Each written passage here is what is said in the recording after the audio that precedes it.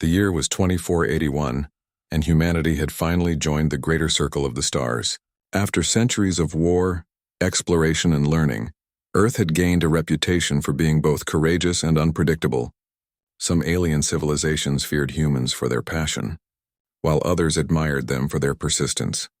Among all these new friendships and tensions, one mission stood above the rest: the Treaty of Valoria. The Valorians were one of the oldest and most advanced species in the galaxy. Their world was a shining jewel, covered in crystalline forests, glowing rivers, and floating cities.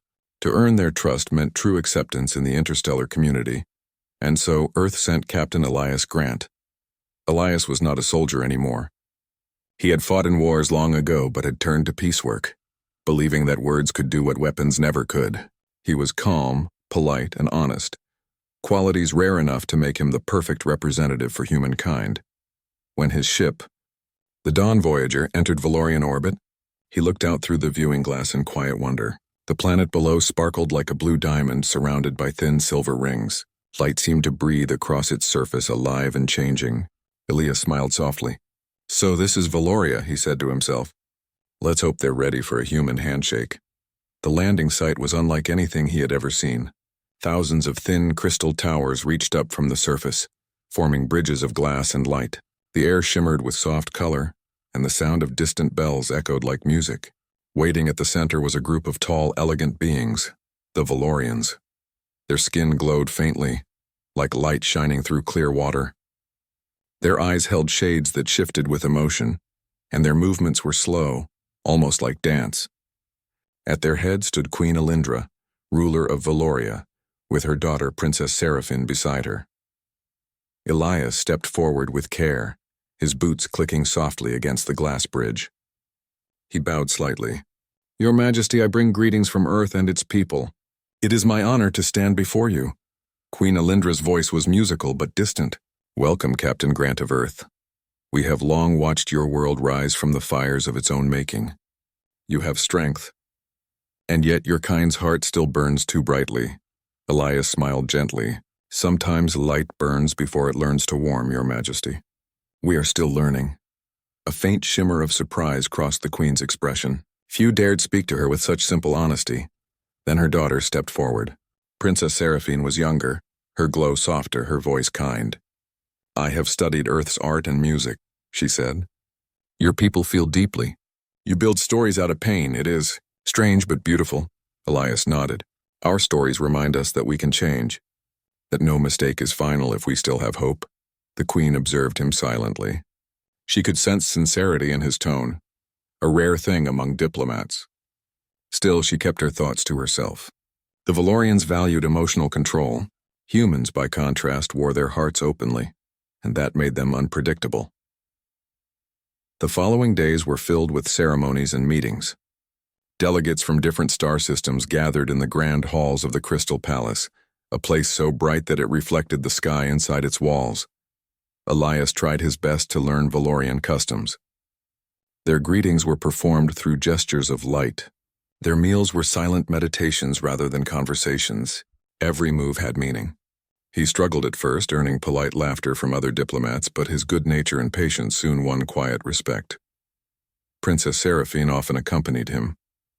She explained Valorian traditions and guided him through the complex language of light.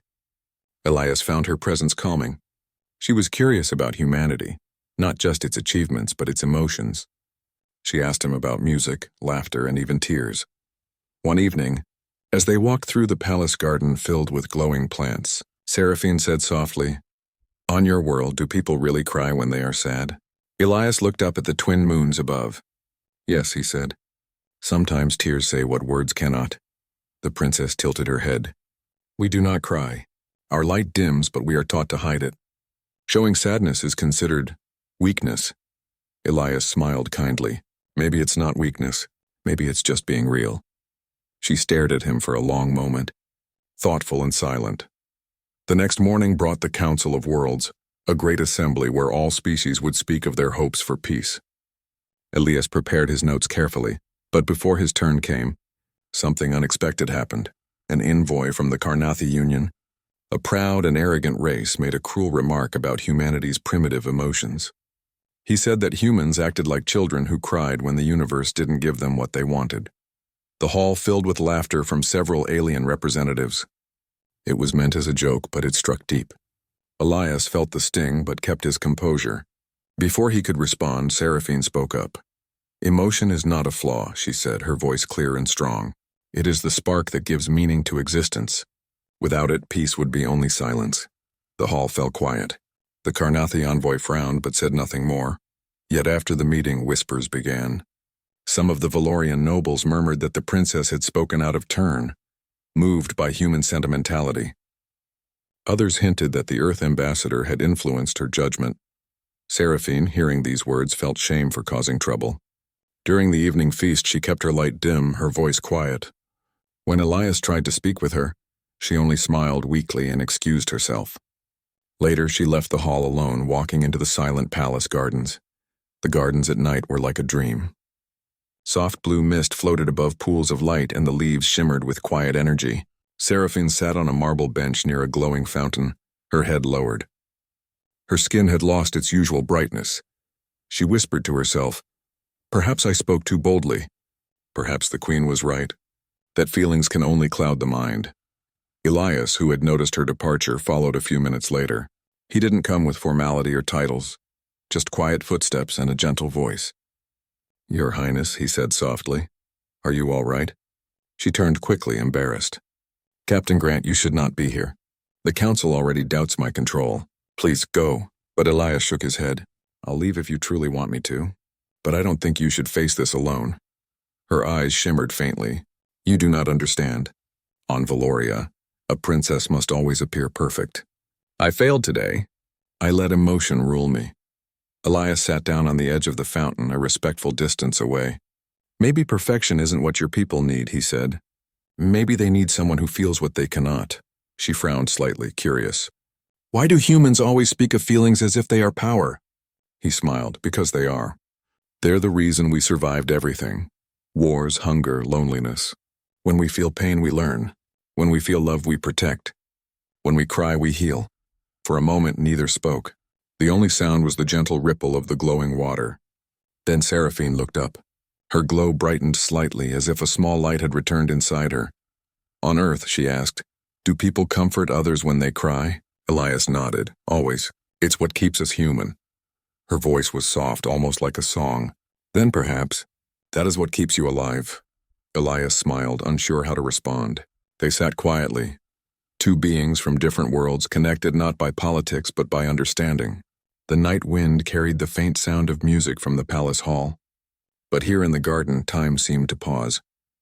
Far above them, in her private chamber, Queen Alindra watched through her crystal mirror, a device that allowed her to see every corner of the palace. She saw her daughter speaking with the human, laughing softly, her light bright once more. The queen folded her hands thoughtfully. "So the human comforts her," she murmured. "He speaks to her heart, not her crown." There was no anger in her voice, only quiet curiosity.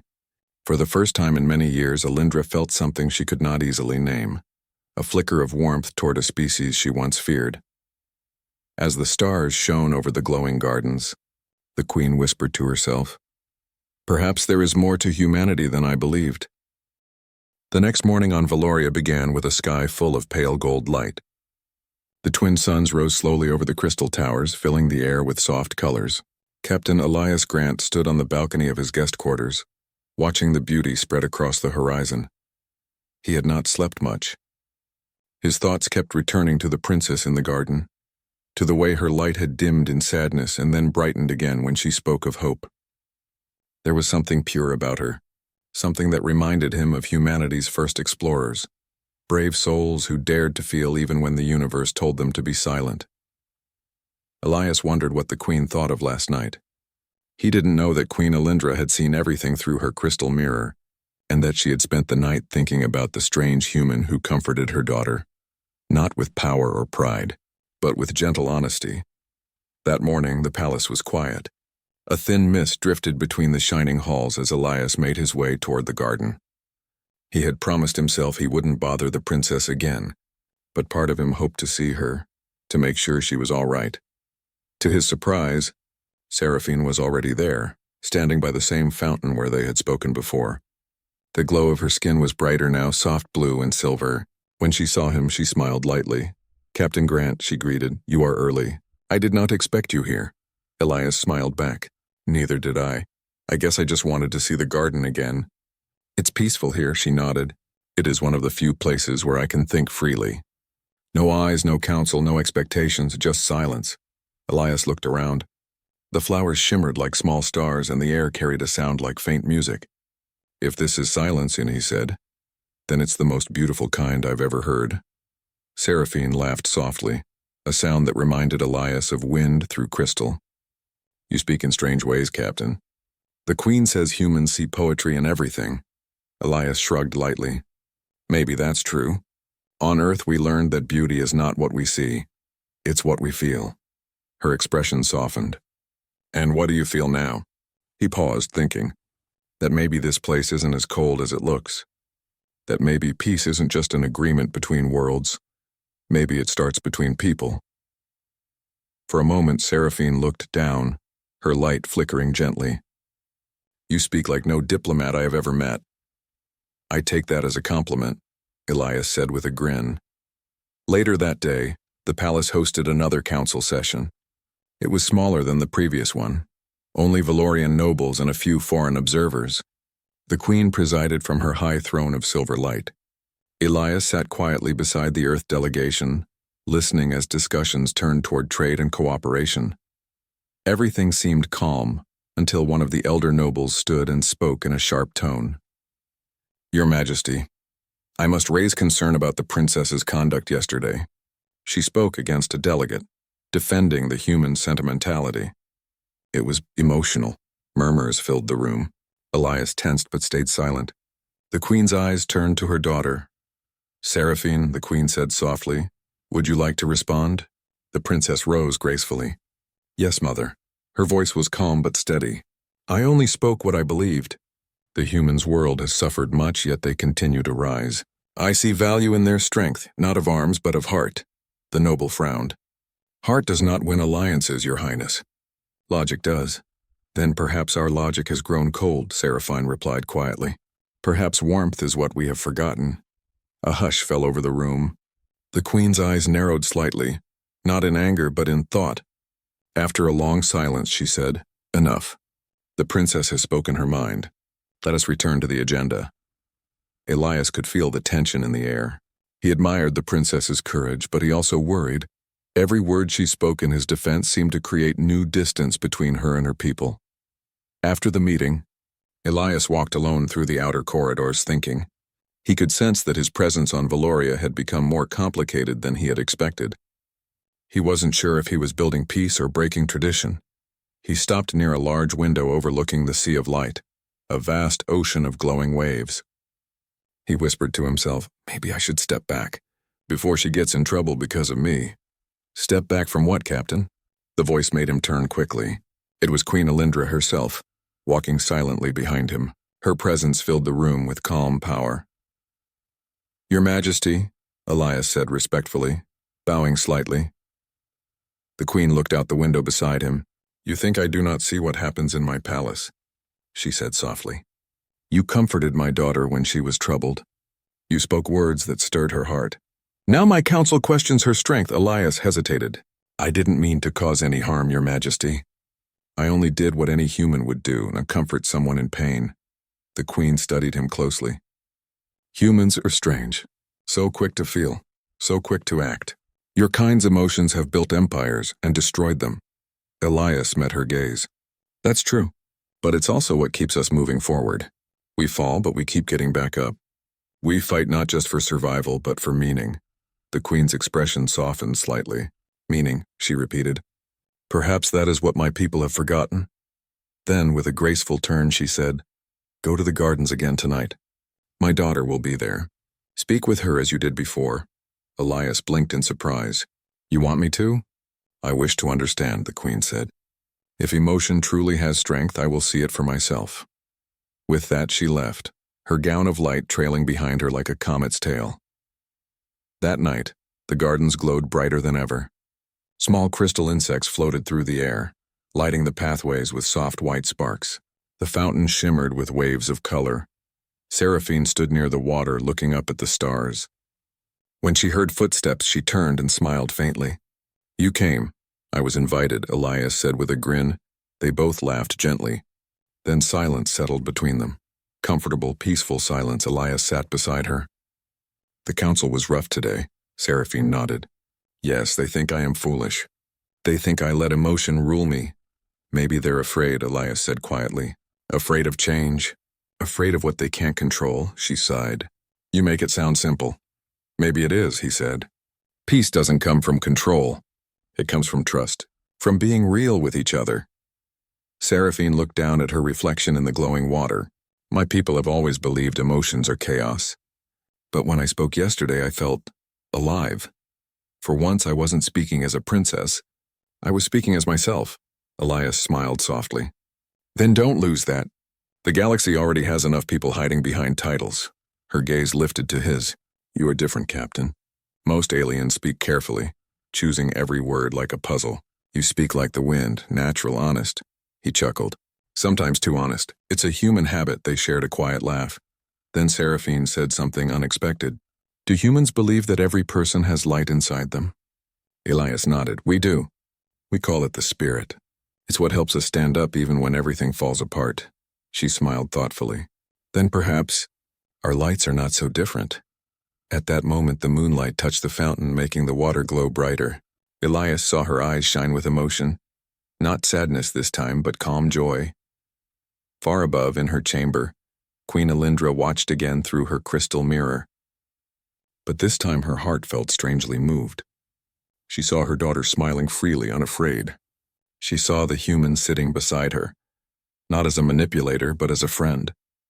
The queen whispered to herself, "He brings light through words, not power." How curious. For the first time in years, she remembered her own youth, when she too had believed that feelings could guide wisdom.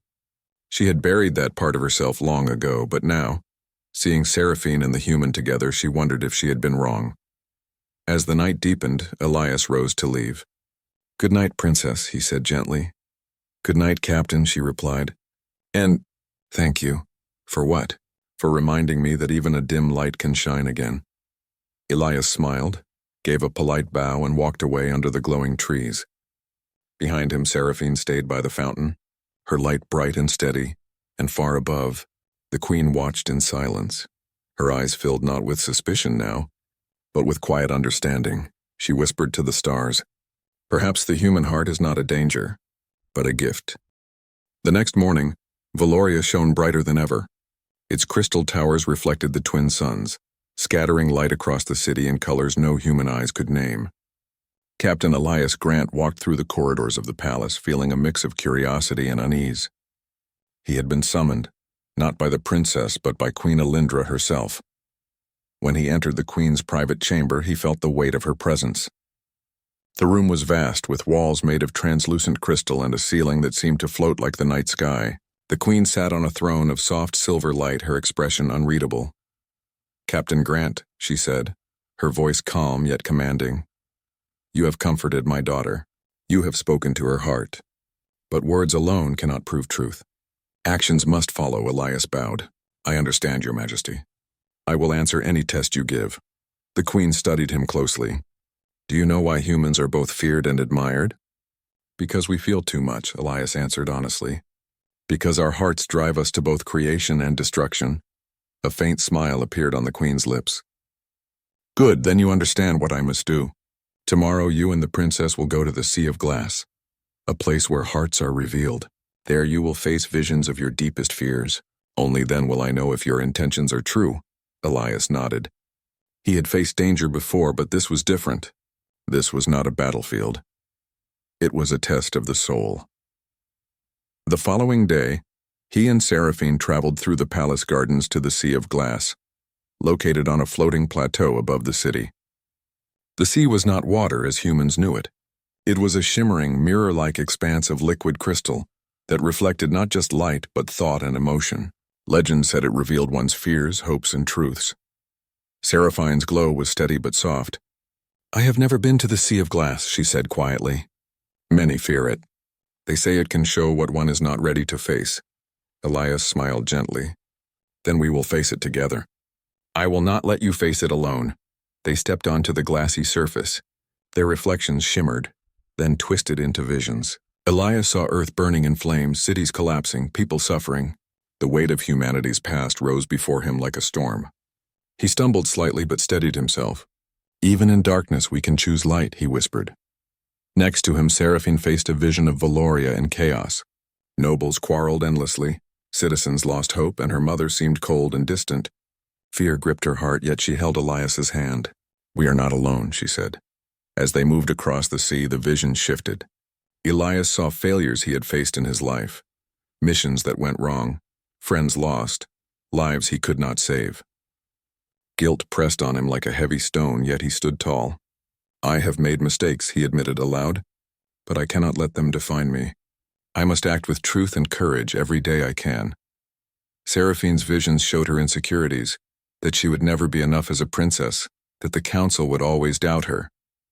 She shivered but remembered Elias's words from the garden. Even a dim light can shine again. She focused on that thought and her glow strengthened. Hours passed as they crossed the vast expanse. The sea of glass tested them relentlessly, but together they endured. When they finally reached the far side, the reflections calmed. The visions faded, leaving only the clear mirror of their own faces. Queen Alindra appeared, standing on a platform above the sea. She had watched silently the entire time. You have faced the sea, she said softly. You saw fear, guilt, and doubt, and yet you both endured. You did not falter or deceive. This is what I wish to know.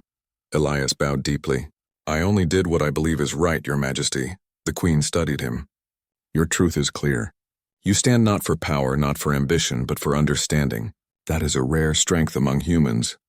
Seraphine stepped forward, her glow bright and steady. Captain Grant did not just face his own fears. He held my hand when I faced mine. He made me stronger, not weaker. A faint smile appeared on Alindra's lips.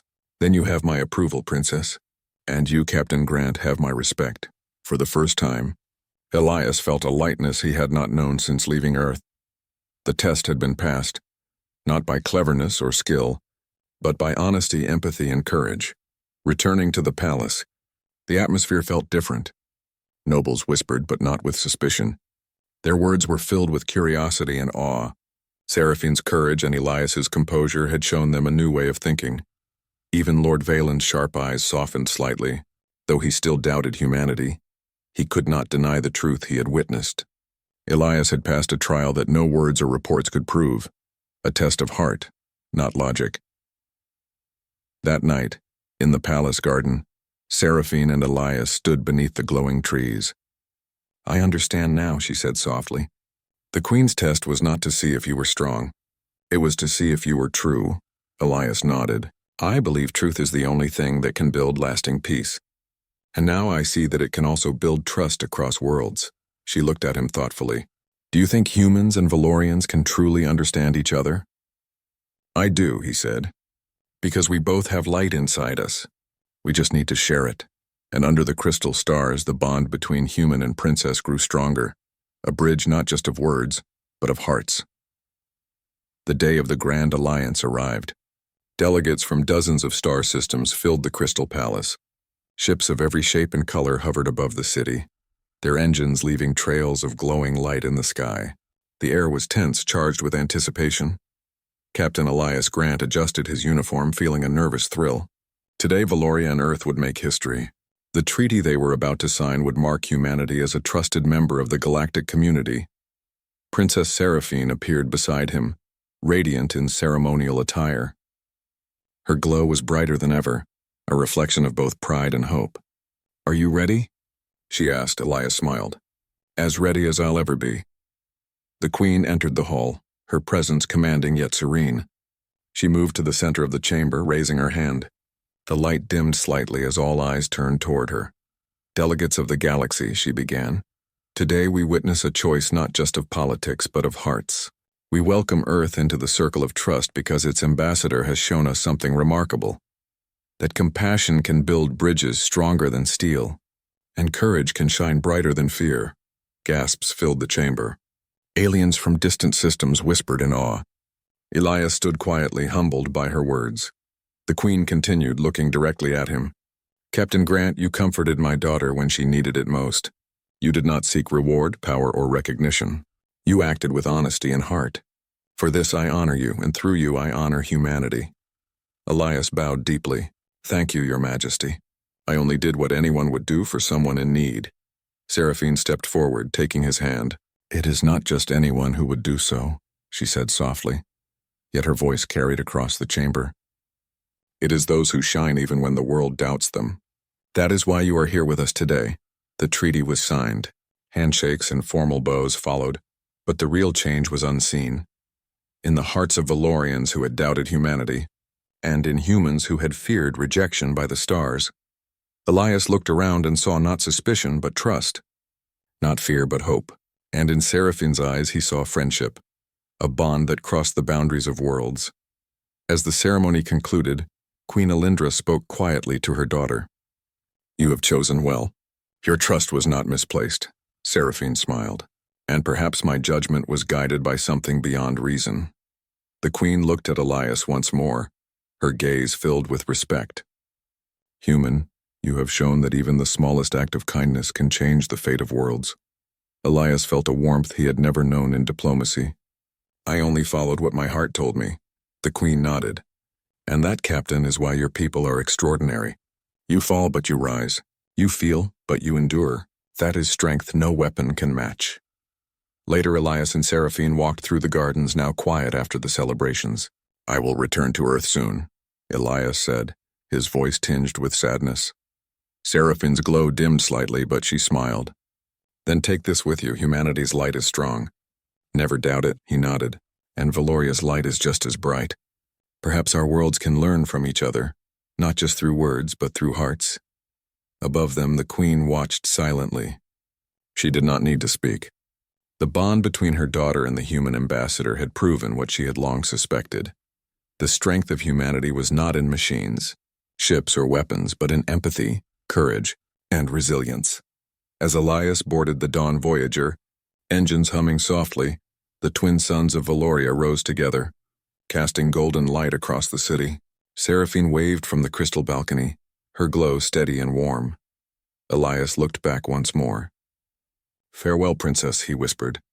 We will meet again in this world or another. The ship lifted gracefully, leaving trails of golden light in the sky.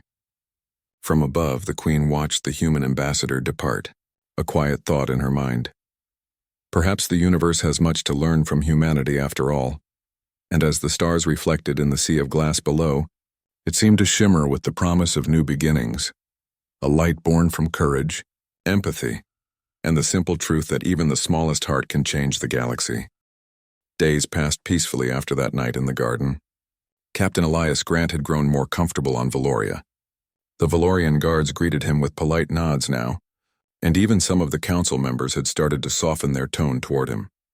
Yet beneath the shining towers and glowing rivers, quiet whispers had begun to spread. Not everyone was pleased with how close the human ambassador had become to the royal family, especially the princess. The Queen's trusted advisor, Lord Valen, was the first to voice concern. He was tall, thin, and sharp-eyed, a man of strict logic who believed emotions were dangerous distractions. For him, humanity was still an untested race, too young to be trusted with the galaxy's peace. One evening, as the twin suns sank behind the horizon, Valen stood before Queen Alindra in the royal observatory. Your Majesty, he said, bowing low. I fear this human's influence grows too strong. The princess speaks of emotion and empathy, ideas that weaken the discipline of our people. We must watch him closely. The Queen remained silent, her glowing eyes focused on the stars. You believe he is a threat? Valen's voice hardened. He may not mean harm, but humans often destroy with good intentions. I suggest we place quiet watchers upon him, for the safety of the crown. Queen Alindra's expression was calm, though her thoughts were heavy. She had seen Elias comfort her daughter with genuine kindness. But she also knew that emotion could cloud reason. Very well, she said finally. Observe him, but do not interfere. Valen bowed deeply, hiding a small, satisfied smile. As you command, my queen. The next morning, Elias noticed something strange. Everywhere he went in the palace, he felt eyes following him. The guards seemed more alert than usual, and a few of the council members avoided speaking to him altogether. He couldn't explain it, but the air around him felt heavier, as if the shining walls of the palace now carried invisible shadows. Only Princess Seraphine remained unchanged. She met him every day for lessons and discussions about Earth's culture. Together they studied music, human art, and the way Earth's history had been shaped by emotion. One day, as they walked along the Crystal Lake, Seraphine asked, "Captain, your people once fought many wars. Yet you also write songs about peace. Why is that?" Elias smiled. "Because even in war we never stop dreaming of peace. That's what makes us human. We fall, but we always look for light again." Seraphine nodded slowly. "Perhaps that is why your stories move me. They speak of hope even in sorrow." Their talk was interrupted by the arrival of a messenger, who bowed deeply before the princess. "Your Highness the Queen requests your presence in the Hall of Reflection." Seraphine frowned slightly. "Now?" "Yes, Your Highness," she turned to Elias. "It seems my lessons must wait. I will return later." Elias nodded politely. "Of course, Your Highness." As she left, Elias noticed that the messenger's eyes lingered on him, watchful and unreadable. In the Hall of Reflection, Queen Alindra stood before a wide pool of silver water. The reflection of the ceiling's light shimmered like a living sky. When Seraphine entered, she bowed respectfully. "You called for me, Mother?" The Queen nodded. "Yes, I wish to speak of the human." Seraphine's heart skipped slightly. "Captain Grant?" "Yes." The Queen's tone was calm but serious. "He has touched your heart, has he not?" Seraphine hesitated. "He is. My friend, Mother. He understands me in ways others do not. He listens and he does not judge." The Queen's eyes softened. "You speak with warmth, my daughter. That is not wrong, but be careful." The council grows uneasy. They see your compassion as weakness. Seraphine lowered her gaze. "Is it weakness to care?" "No," the Queen said gently. "But it can become a weapon in the wrong hands." Seraphine looked up, her voice firm. "Captain Grant has no weapon but his heart. If our people cannot see that, perhaps our eyes have become blind." For a moment, Queen Alindra saw herself in her daughter, her younger self, before power had taught her caution. She sighed softly. "Very well. Follow your heart, Seraphine. But remember, the eyes of the court are sharp, and even kindness can be twisted into danger." That night, in the diplomatic wing of the palace, Elias worked late on a new peace proposal. He called it the Bridge of Empathy, a plan for cultural exchange between humans and Valorians. Instead of trading only materials or technology, he proposed trading understanding, stories, art, and emotions. He believed if both species could feel what the other felt, there would be no need for fear. As he typed his final notes, he heard a faint sound behind him, a soft click. He turned, but the corridor outside was empty. Shrugging, he returned to his work. Minutes later, however, he smelled something faint in the air, the scent of burning circuits. His console flashed red, and suddenly a spark burst from the device. Elias jumped back as smoke filled the room. The data he had been working on, all of it, was gone. Erased completely. He rushed to the palace guards, who quickly secured the area. "It looks like sabotage," one of them said gravely. "Someone tampered with the console." Word spread fast. By morning, rumors had already reached the Queen, and worse, the council began to whisper again. During the emergency meeting, Lord Valen stood before the Queen and the assembled nobles. "This act of destruction happened in the humans' quarters," he announced loudly. How convenient that only his project was targeted. Perhaps he wished to erase proof of manipulation. Elias stepped forward. "That's not true. Someone else caused this. My proposal was meant to bring our worlds together, not harm them." Valen's eyes were cold. "Words are easy, Captain. Evidence is not." Seraphine rose from her seat, her voice firm. "Enough, I know this man. He would never harm anyone. If he were guilty, he would have hidden from us, but he stands here with honesty." Valen frowned. "You defend him too quickly, Your Highness. Emotions make poor shields against truth." Before the argument could rise further, Queen Alindra lifted her hand. Silence. The hall grew quiet. The Queen's gaze moved between Elias and Valen. "We will investigate this matter properly. Until then, there will be no accusations." Elias bowed slightly. "Thank you, Your Majesty." But he could feel the doubt in the air, invisible but heavy, like a shadow spreading through the crystal walls. Later that day, Seraphine found Elias in the garden, sitting near the fountain where they first met. His head rested in his hands. "Are you all right?" she asked softly. He looked up with a tired smile. "I'm fine, Princess. Just wondering if I've made things worse instead of better." She sat beside him. "You haven't. Those who fear change will always find excuses to resist it." Elias sighed. "Maybe, but it feels like I've brought trouble to your world." Seraphine shook her head. "No, Captain. You brought something my people have not felt for centuries. Heart." Her words comforted him more than she knew. For a long time they sat in silence, watching the glowing petals fall from the trees. Then Seraphine turned toward him. "My mother does not hate you, Elias. She only fears what she cannot yet understand. But she watches you still." Elias smiled faintly. "Then I'll make sure what she sees is worth trusting." That evening in the Royal Observatory, Queen Alindra once again watched through her crystal mirror. She saw her daughter sitting with the human, laughing softly, as if the world around them did not carry suspicion. The queen whispered to herself, "He should be angry, yet he is calm. He is surrounded by doubt, yet he shows no bitterness. Perhaps there is truth in his nature." But then Lord Valen entered quietly. "Your Majesty, you see how he draws her closer. Every day her thoughts move further from your control. The people will speak of scandal soon." The queen's glow dimmed slightly. "Enough, Valen. I will not punish a man for kindness. But you are right about one thing. We must know his true heart." She turned toward the stars.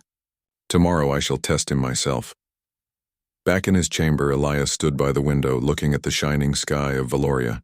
He had come here to build peace, not to create tension, but somehow he was now part of a storm he could not see clearly. He whispered to the stars, "If peace was easy, anyone could make it." Then he turned off the lights and sat quietly in the dark, unaware that the queen herself was preparing to test everything he stood for. And in the heart of the palace, shadows continued to whisper, waiting for the next dawn.